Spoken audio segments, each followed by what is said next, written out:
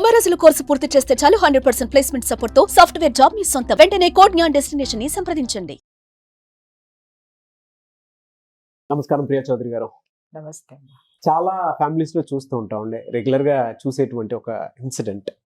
భర్త ఆఫీస్లో ఒకలా ఉంటాడు, బయట సొసైటీలో ఒకలా ఉంటాడు, తల్లి దగ్గర ఒకలా ఉంటాడు, తండ్రి దగ్గర ఒకలా ఉంటాడు, ఫ్రెండ్స్ దగ్గర ఒకలా ఉంటాడు. ఈ క్యారెక్టర్స్ అన్నీ కలిపి భార్య దగ్గర మాత్రమే ప్లే చేస్తారు. జనరల్గా చెప్తున్నాను మీకు. కానీ భార్య ఇదంతా తెలుసుకున్న తర్వాత, అంటే తెరిచి ఉంచిన పుస్తకం అనమాట భర్త, తెలుసుకున్న తర్వాత క్యారెక్టర్ అసాసినేట్ ఏ విధంగా చేస్తారనంటే, నీ గురించి నాకు ముందే తెలుసు, నీ ఫ్రెండ్స్ ముందు చేసావు కదా, నా దాంట్లో కూడా అట్టే చేసి ఉంటావు అని అనేస్తారు. అంత సింపుల్గా అనేస్తారండి. ఎలా అనేస్తారో తెలియదు. బయట దాంతో కంపేర్ చేసుకొని వీడి క్యారెక్టర్ ఇదే అని ఎలా డిసైడ్ అయిపోతారు? అది చాలా తప్పు అనిపిస్తుంది ఒకేసారి విన్నప్పుడు. ఎందుకంటే కొంతమందిని బయట సొసైటీలో ఉండేటువంటి వాళ్ళని ప్యాంపరింగ్ చేస్తే తప్ప పనులు కావు.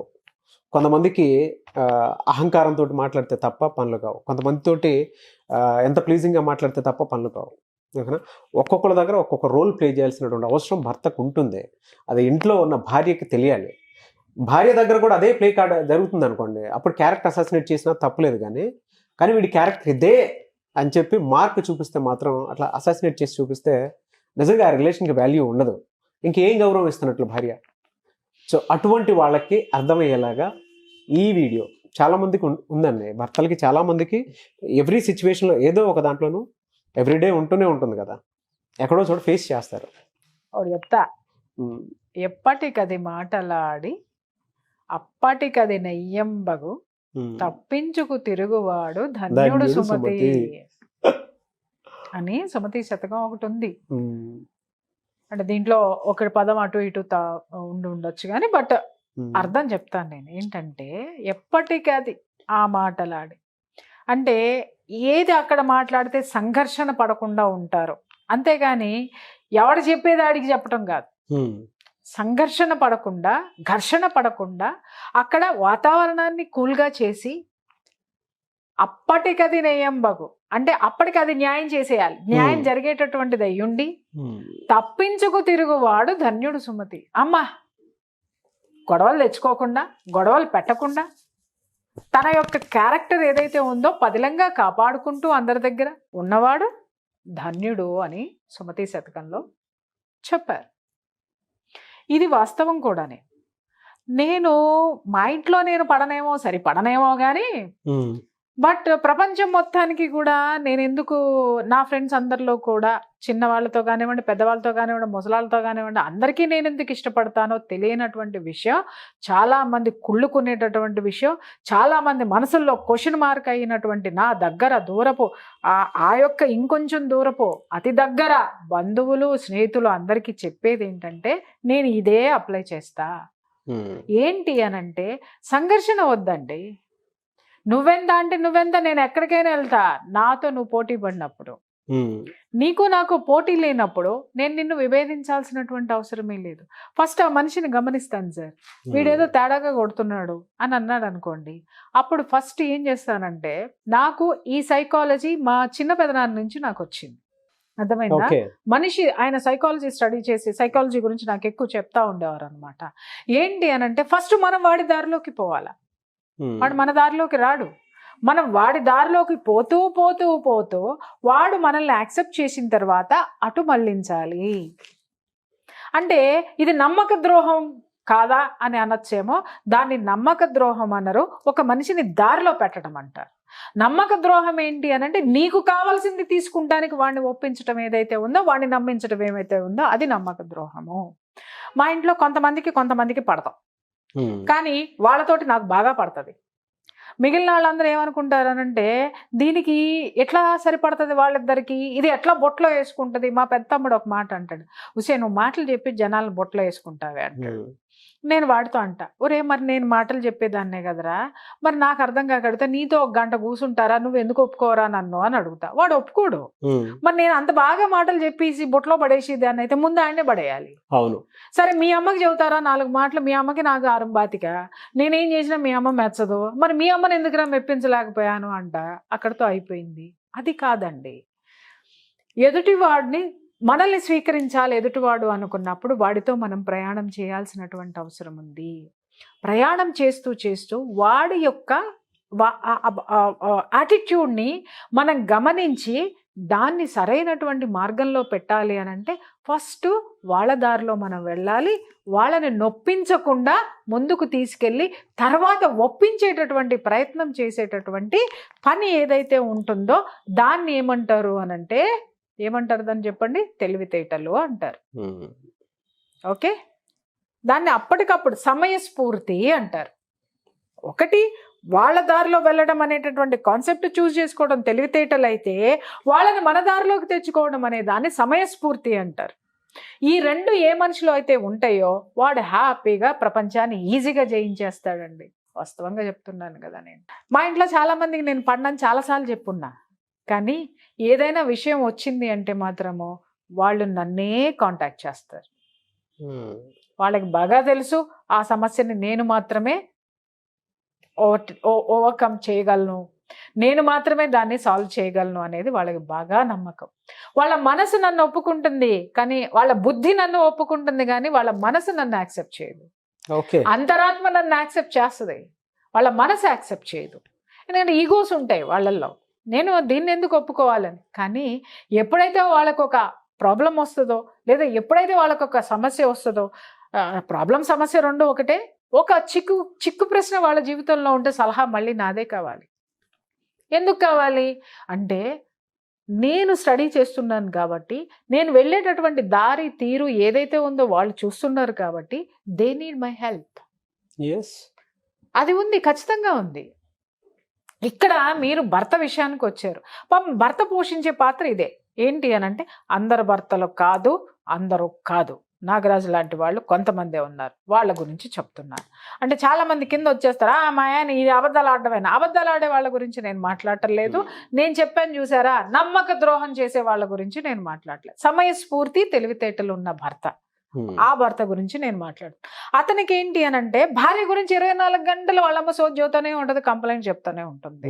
లేదు తమ్ముడు గురించి, అన్న గురించి, లేకపోతే ఇంకొకరి గురించి, ఫాదర్ అప్పుల గురించి, వాటి గురించి మాట్లాడుతూనే ఉంటాడు. ఇవన్నీ బుర్ర తినేస్తూ ఉంటాడు.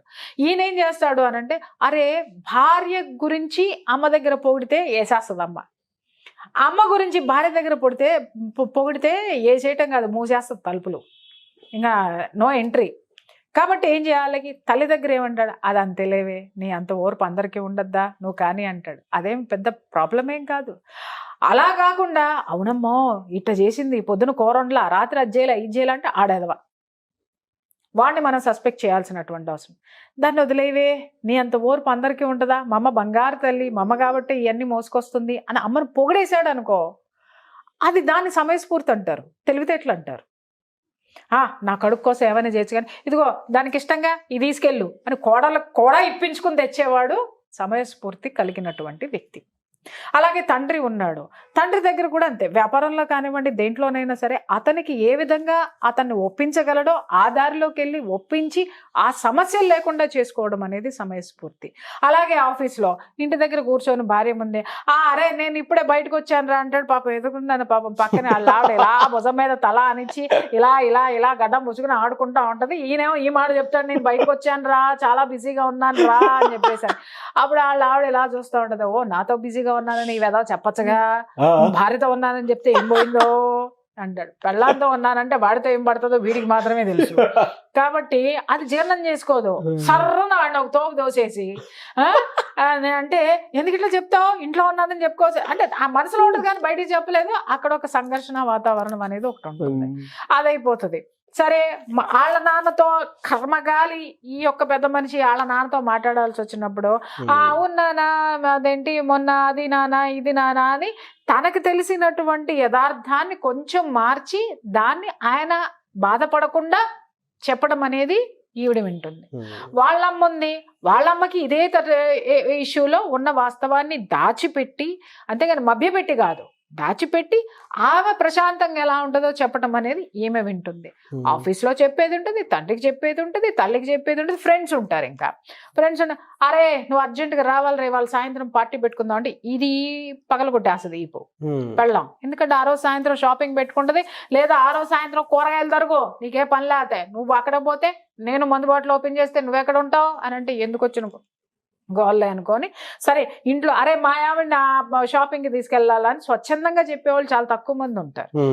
కానీ అందరు చెప్పుకోలేరు కదా, ఇగో అనేది ఒకటి ఉంటుంది కదా. అరే నాకు అర్జెంట్ పని ఉందిరా, మా బాస్ పిలిచాడు, నేను వెళ్ళాలనుకుంటున్నాను, ఏదో సంథింగ్ అది చెప్తాం.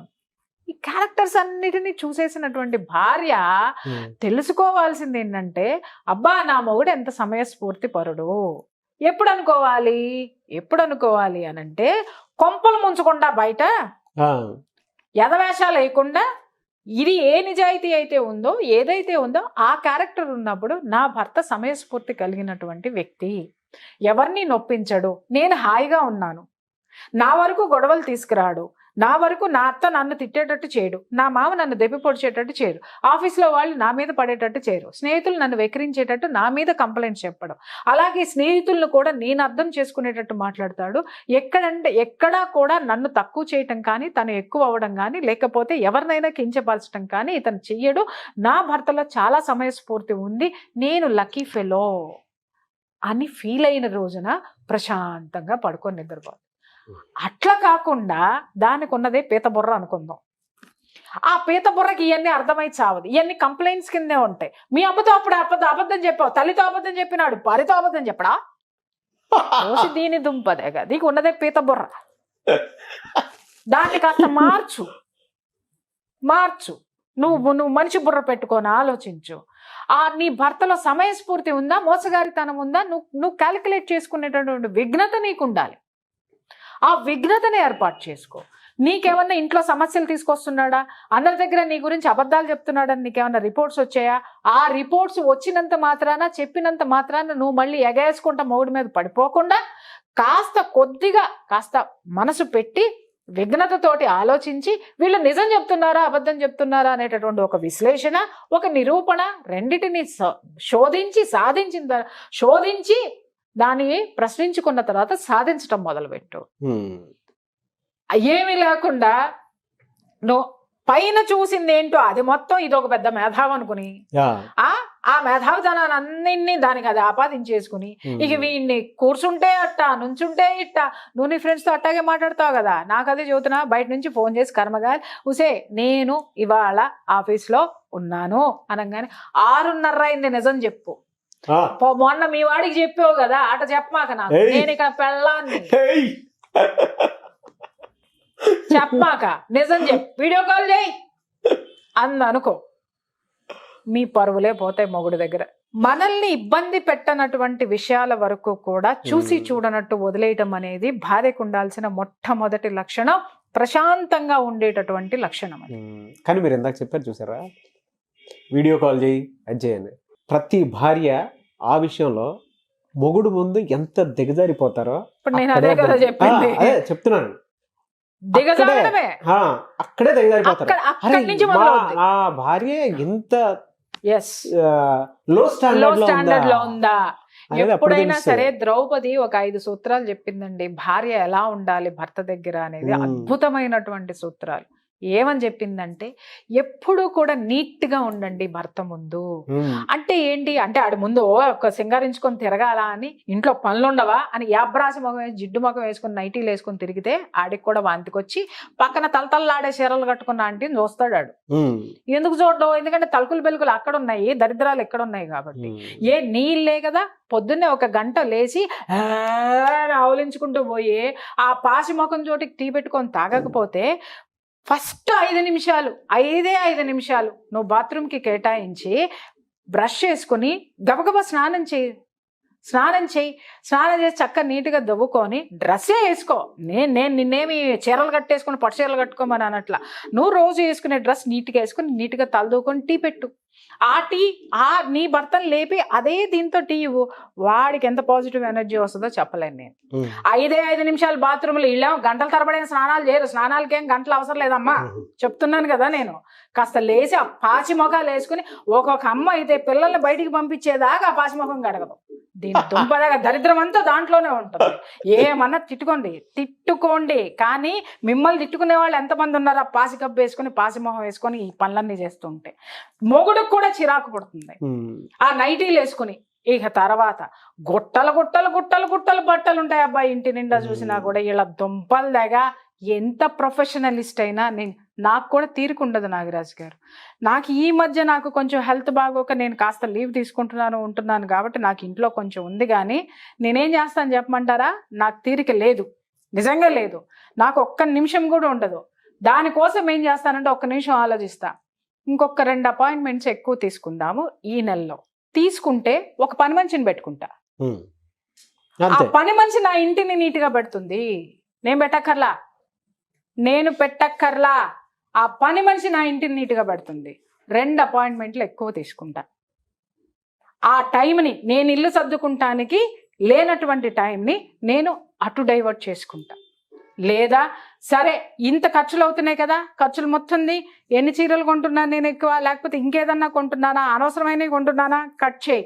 ఈ 2000 మిగిలిన ఈ నెలలో 2000 కోసం ఒక అమ్మాయిని 1 గంటకు మాట్లాడుకుంటా రోజుకి. అమ్మ ఇల్లు ఇదిగో పొద్దున్నే వచ్చి పనమ్మాయి ఇది చేసిపోతుంది, ఇదిగో నా గుడ్డలు మడత పెట్టి నా రాకుల్లో సర్ది పెట్టడానికి ఈ 2000 నీకు వస్తావా?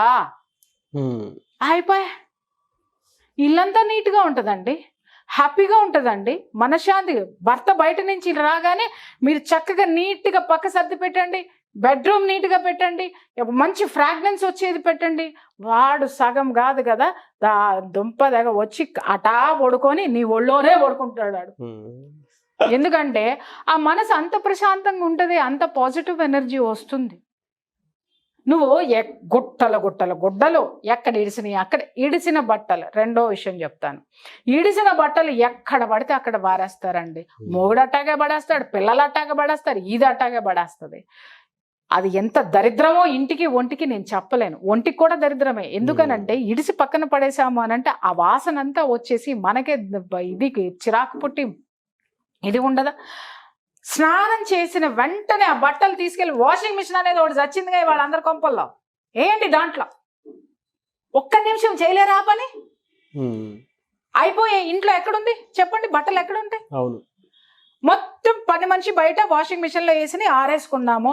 ఆరేసినటువంటి గుడ్డలు 4 రోజులైనా తీరబ్బాయి ఎవరో కూడాను. ఖాళీ లేదండి, బిజీగా ఉన్నానండి. నీ బిజీ బొందబెట్ట. రేపొద్దున దరిద్రం ఇంట్లో చుట్టుకుందంటే ఇంటికి ఒంటికి డబ్బుకి చుట్టుకుందానంటే మొత్తం ఇంట్లోనే ఉండాలి ఆ దరిద్రాన్ని వేసుకుని. అర్థమైందా అండి? ఇక అంటే మీరు అడిగింది ఒక క్వశ్చన్, ఎక్కడికో వెళ్తున్నానని మాత్రం అనుకోకండి. మొగుడిని సాధించడం అనే దాంట్లో మొగుడికి ఎక్కడ నీ మీద ఆ విధమైనటువంటి లోకువ భావన వస్తుందో, ఎక్కడ మీ ఇద్దరికి గొడవలు వస్తాయో, మొగుడిని సాధించటం అనేది మానేసి ఇంటిని సాధించుకో, ఒంటిని సాధించుకో, పిల్లల్ని సాధించుకో. నీ వరకు నీకు ఏ విధమైనటువంటి లోటు రాకుండా చూడు. ఆ తర్వాత వాడు ఏమన్నా ఉన్నాడు అనంటే ఒక్క నిమిషం అని చెప్పి బోల్ట్ పెట్టు, లాగి పెట్టు, ఒకటి పీకు. ఎవడేం మాట్లాడు. బయటకు వచ్చి కావాలంటే నువ్వే ఏడు నన్ను కొట్టాడండి అని. అంటే నేను ఇక్కడ ఊరికనే చెప్పలా, ఈ పనులన్నీ చెయ్యాలి. చేసి చెప్పురా ఏంది, ఏడ తప్పు చేసినా నేను, ఎక్కడ లోటు చేసినా నేను నీకు? బెడ్ మీద చేశానా, బెడ్రూమ్ లో చేశానా, ఇంట్లో చేశానా, తిండికి చేశానా, ఒంటికి చేశానా, ఇంటికి చేశానా? ఏందిరా మాట్లాడుతున్నావు? నాడు నాడు ఏం మొగుడు నోరెత్తుతాడో చూస్తా నేను. ఎత్తాడు అనుకుందాం, తీసా చొక్కా పట్టుకున్న బయటికి చూపిమని చెప్పాను. దరిద్రాలు కొంతమంది మొగుళ్ళు మాట్లాడతారు, అదట్ట ఇదిట్ట అని.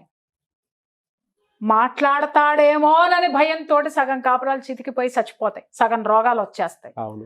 మాట్లాడాడు అనుకుందాం సార్, ఇంటి పక్కన చుట్టుపక్కన ఉన్న వాళ్ళందరూ నమ్మారు అనుకుందాం సార్, నీ యొక్క దరిద్రమైన ఫ్రెండ్షిప్లు అట్టా ఏడ్చినాయి, నీ దరిద్రంగా చుట్టుపక్కల ఉన్న వాళ్ళందరూ అట్టా ఏడ్చినారు. నీకు ఒకటి రియలైజ్ అయిపోతుంది కదా, ఎవడు నిన్ను నమ్ముతున్నాడో, ఎవడుండట్లేదో, ఎవడున్నాడో ఏంటో అనేది నీకు వస్తుంది కదా. సొంత ఇల్లు అనుకో, అద్దెకిచ్చేసి ఇంకొక ఇంటికి వెళ్ళు, అద్దిల్లు అనుకో, ఖాళీ చేసి హ్యాపీగా ఇంకొక ఇంటికి వెళ్ళు. అర్థమైందా? కానీ నీ జీవితాన్ని నువ్వు చక్కబెట్టుకో. నమ్మకం. భార్యాభర్తలు ఇద్దరి మధ్య ఉండాల్సింది ఏంటి అని అంటే నాగరాజు గారు, నమ్మకం. ఎస్, ఇందాక నేను చెప్పాను, ద్రౌపది 5 సూత్రాలు చెప్పింది. భర్త ముందు నీట్గా ఉండు, ఎప్పుడు చూసినా నీట్గా ఉండవు. ఇష్టం వచ్చినట్టు బేమని తేపడము, నావలించటము, పాసి ముఖం వేసుకుని 10 దాకా కూర్చోవటము చెయ్యొద్దు. అలాగే భర్త ఇంటికి రాగానే ఏమండి అదట్ట, ఏమండి ఈడిట్ట, ఏమండి ఇదిట్ట, మీ అమ్మిట్ట, మీ నానిట్ట మానేయండి. ఎప్పుడు చెప్పాలో అదను చూసి చెప్పండి. అప్పుడే నాకెందుకు చెప్పలేదు అని మొగుడు అన్నాడు అనుకోండి, అప్పుడు లాగి పెట్టి కొట్టండి. నాకు ఇదే పని అనుకుంటున్నా వేరా, రోజు నీకు చెప్పనీకి ఇవన్నీ భరించా, అప్పుడు నాకు చెప్పాల్సింది ఇప్పుడెందుకు చెబుతున్నావు అనుకోండి, మళ్ళీ ఇంకోటి బేకండి.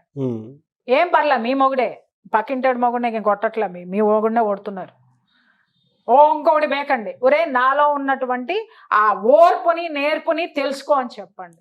అలాగే ఇంకొకటి ఏంటి అని అంటే, ఎప్పుడు చెప్పే ఇంటి శుభ్రంగా పెట్టుకోవాలి. ఎప్పుడైతే ఇల్లు నీట్గా ఉంటుందో ఎవడో వేలెత్తి చూపించడానికి ఉండదండి. చుట్టుపక్కల వాళ్ళు కూడా నిన్న ఒక మాట మాట్లాడారనుకో, చెప్పు ఒకటి తీసుకొని కొట్టు. మొగుడిని అయితే చేత్తో కొట్టమ్మా, ఇంటి పక్కనాడు మాట్లాడితే చెప్పు తీసుకొని కొట్టమ్మా. ఎవడు మాట్లాడు నిన్ను, అవసరమే లేదు. వీటన్నిటికీ చుట్టుపక్కల వాళ్ళన్నిటికీ మాట ఏమి ఉండదు కాబట్టి మాట్లాడుకుంటారు, వాళ్ళతో నీకు సంబంధం లేదు. నీ జీవితం, నీ పిల్లలు, నీ సంసారం, నీ భర్త నీకు ముఖ్యము. 24 గంటలు ఈ విధంగా నీ మొగుళ్ళలో ఉన్న తప్పులు ఎత్తి చూపించుకుంటూ పోతే నీ బొందబెట్ట ఎప్పుడు నీ జీవితాన్ని ఆనందమయం చేసుకుంటావు, ఎప్పుడు ఆ సుఖాన్ని అనుభవిస్తావు.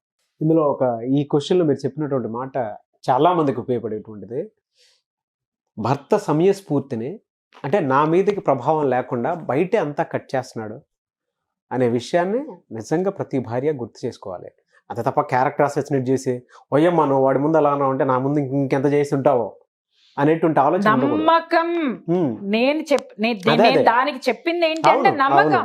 అరే నీ భర్త ఎవరి ముందు ఏం మాట్లాడితే నీకెందుకు, నిన్ను బాగా చూసుకుంటున్నాడా లేదా, నీ మీదకి నీ ఇంటి మీదకి ఏం రాకుండా ఉన్నాయా లేవా, వాడు వెధవ పనులు చేయకుండా ఉన్నాడా లేదా, అంతే. That's it. వాడి క్యారెక్టర్ అసాసినేషన్ చేసి నీ గొయ్యి నువ్వు దవ్వుకొని ఆ గోతులో నిన్నే నువ్వు బొంద పెట్టుకునే రోజు ఎందుకు తెచ్చుకుంటావు? వాడు తిరిగి నిన్ను అసాసినేట్ చేస్తే 100 దొరుకుతాయి. 100 కాదండి. ఇప్పుడు నేను చెప్పాను కదా నాగరాజు గారు, ఇడిసిన కొట్లు ఎక్కడన్నా ఉంటే బాగా దాన్ని పట్టుకుంటాడు, ఇంకేదన్నా ఉంటది అది ఆ పాసి ముఖం కడుక్కొని చావని అంటాడు, ఎక్కడ పెట్టుకుంటావు, ఆ నైటీ తోటి చూడలేక సస్తున్నావు అంటాడు, ఇంకెక్కడ 20. చాలా మంది భర్తలు చెప్పేటటువంటిది ఏంటి అని అంటే 24 hours ఆ నైటీ వేసుకుని తిరుగుతుందండి అని. ఒకటమ్మా, మీరు నైటీ వేసుకుని మీ భర్త ముందు తిరగడం ఏ భర్తకి కూడా అబ్జెక్షన్ లేదు.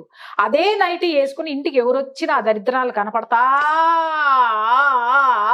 ఉంటాయి చూసావా, నీకు చెప్పలేడు నీ మొగుడు. ఎదుటాడు వస్తుంటే కడుపులో రగులుతా ఉంటది. ఆ కోపం ఏడబెట్టాలా? మన కోసం మనం అందంగా ఉండాలి. మన హక్కు, ఆడవాళ్ళ హక్కు అలంకరణ అనేది. ఎంత చక్కగా జ్యువెలరీలు పెట్టుకోవాలి, చెవులు ఉన్నది జ్యువెలరీ పెట్టుకుంటానికి, మెడ ఉన్నది చక్కటి జ్యువెలరీ వేసుకుంటానికి, చేతులు ఉన్నాయి. మీకు ఇష్టం లేదనుకో ఒక రోజు అన్ని తీసేసి హ్యాపీగా ఇంట్లో ఉండండి, ఏమన్నది. వారంలో ఒక రోజు ఉండండి, వారంలో ఒక రోజు అలంకరించుకొని మిగిలిన అన్ని రోజులు దరిద్రాలు చూపిస్తా ఉంటే వాడు కనుక తిరిగి మనల్ని మాట్లాడడం మొదలు పెడితే మన చెవులు మనమే మూసుకోవాలి, పక్కింటోడు కాదు. మనమే మూసుకొని మనమే ఆత్మహత్య చేసుకోవాలి. ఆడంత దరిద్రుడు. అందుకని ఆ దరిద్రాన్ని బయటకు తీకండి, సమయస్ఫూర్తిని మాత్రమే చూడండి. Yes, thank you so much Priya Chaudhary గారు. Thank you. సుమన్ టీవీలో మీ పర్సనల్ అండ్ బిజినెస్ ప్రమోషన్స్ కోసం కింది నెంబర్కి కాంటాక్ట్ చేయండి.